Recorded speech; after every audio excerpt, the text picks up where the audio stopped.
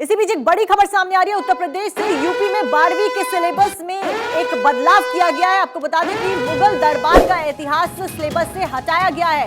शैक्षिक सत्र 2023 और 24 के सिलेबस में हुआ है ये बदलाव और यूपी बोर्ड सीबीएसई बोर्ड के सिलेबस में बदलाव यहां पर किया गया है।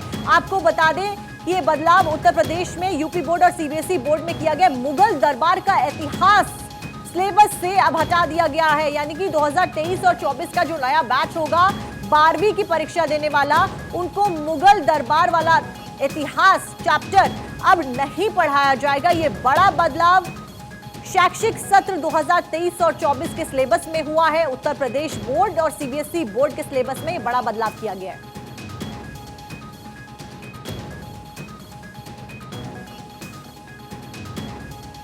और इसी के साथ तमाम जानकारी लेकर हमारे कंसल्टिंग एडिटर अमित मिश्रा जी हमारे साथ न्यूज रूम से लगातार बने हुए हैं। अमित जी, क्या कुछ ये बदलाव असर डालेगा एजुकेशन सिस्टम के ऊपर कि मुगल दरबार का इतिहास फिलहाल 12वीं के सिलेबस से हटा दिया गया है?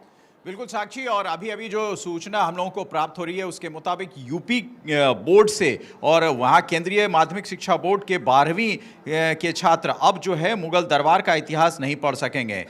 जो ये पहले ये सिलेबस में था और उसको अब ये पढ़ नहीं सकेंगे। साथ ही इसमें जो बच्चों के लिए अकबरनामा, बादशाह, मुगल आशासन, उनका साम्राज्य, पांडुलिपि की रचना, रंगीन चित्र, आदर्श राजधानियां, दरबार, पदवियां, उपहार और भेंट और शाही परिवार जैसी जो चीज़ें थीं उनको भी इससे हटा दिया गया है। इसके अलावा साक्षी मैं बताऊं आपको, 12वीं में जो नागरिक शास्त्र की किताब थी पहले, उसमें समकालीन विश्व राजनीति से समकालीन विश्व में अमेरिकी वर्चस्व और शीत युद्ध का दौर पाठ को पूरी तरह हटा दिया गया है। यानी जो कोल्ड वॉर का एरा था और जो अमेरिकी साम्राज्य का की जो चर्चा पढ़ाई जाती थी उसको भी हटा दिया गया है। स्वतंत्र भारत में राजनीति के किताब से जन आंदोलनों का उदय और एक दल के प्रभुत्व का दौर भी हटाया गया है। इसमें कांग्रेस के प्रभुत्व की प्रकृति, socialist party, communist party of India, भारतीय जनसंघ, स्वतंत्र पार्टी के विषय में पढ़ाया जाता था। पहले यह पढ़ाया जाता था साक्षी, अब उससे इसे हटाया जा रहा है। 10वीं की लोकतांत्रिक राजनीति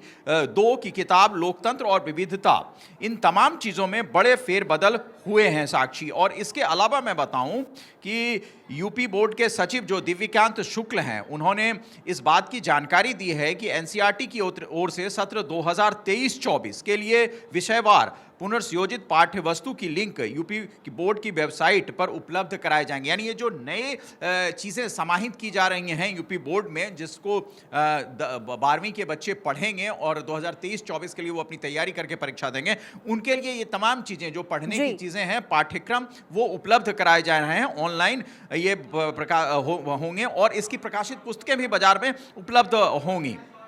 तो ये तमाम चीज़ें जो हैं ये बड़ी जानकारी है और इस जानकारी के आधार पर देखें आपकी एक जो इतिहास जिसकी पढ़ाई मैंने की है, जिसकी पढ़ाई संभवतः आपने भी की है, वो तमाम चीज़ें अब उन सिलेबस से हटेंगी और नई चीज़ों का समावेश होगा कि भारत का उदय, भारत में जिन चीज़ों के लिए भारत को जाना जाता है वो तमाम चीज़ें जानी जाएंगी। बल्कि जो मेडाइवल इंडिया की बातें थी, जो मध्यकालीन भारत में आपने भी पढ़ा होगा, जो तमाम लेखकों को पढ़ा है हमने, उनके जो विचार थे, जो उनके विषय में जैसे मुगल बादशाह के विषय में पढ़ा गया था, वो तमाम चीज़ें उनसे हट रही हैं और वो चीज़ें हटकर नई जो चीज़ें, भारतीय उदय, भारतीय राजाओं की जो विषय में इतिहास है, उनकी गाथाएं हैं, उसको समाहित किया जा रहा है। यही नहीं, अमेरिकी साम्राज्य जो वो भी हम लोगों ने पढ़ा है, उसको भी हटाया जा रहा है, हटा दिया गया है और उसकी जगह पर नई नई चीज़ों का समावेश हुआ। और ये जो है ये 12वीं के बच्चे, उनके लिए ये प्रकाशित वस्तुएं ऑनलाइन और बाजार में पुस्तकें ये जल्द उपलब्ध हो जाएंगी साक्षी। बिल्कुल अमित जी, फिलहाल इन सारी चीज़ों को खासतौर पे कि मुगल दरबार का जो चैप्टर था उसको पूरी तरीके से हटा दिया गया है 12वीं के यूपी बोर्ड और सीबीएसई बोर्ड में, लेकिन इसके पीछे तर्क क्या कुछ दिया गया है? क्योंकि इतने सालों से तो यही एजुकेशन पैटर्न फॉलो होता आ रहा था, जैसा कि आप लगातार बता रहे थे कि हमने और आपने भी उन्हीं चीज़ों को पढ़ा है और अब ऐसा क्या कुछ कारण या जस्टिफिकेशन कहिए वो बताया जा रहा है इस चैप्टर्स को, इनको हटाने के लिए?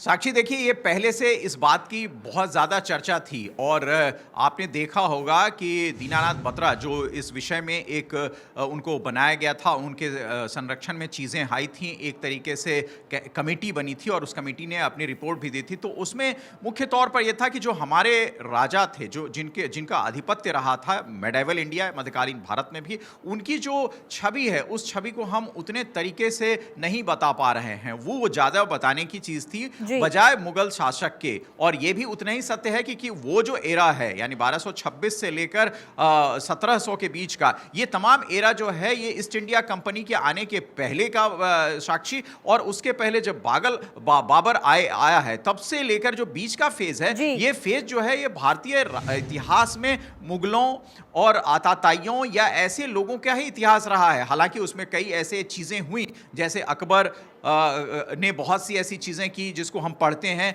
जैसे आप शाहजहां का जिक्र करें जिन्होंने वास्तुशिल्प में हिंदुस्तान को एक नई ऊंचाई पर पहुंचाया, जिसकी वजह से आज हिंदुस्तान की गरिमा। फिलहाल बहुत बहुत शुक्रिया आपका तमाम जानकारी देने के लिए। तो ये बड़ी खबर जहां पर उत्तर प्रदेश से, जहां पर सिलेबस में बदलाव किया गया है, तो 12वीं के सिलेबस में अब यूपी और सीबीएसई बोर्ड में आपको मुगल दरबार के चैप्टर्स नहीं पढ़ने को मिलेंगे इस सेशन में।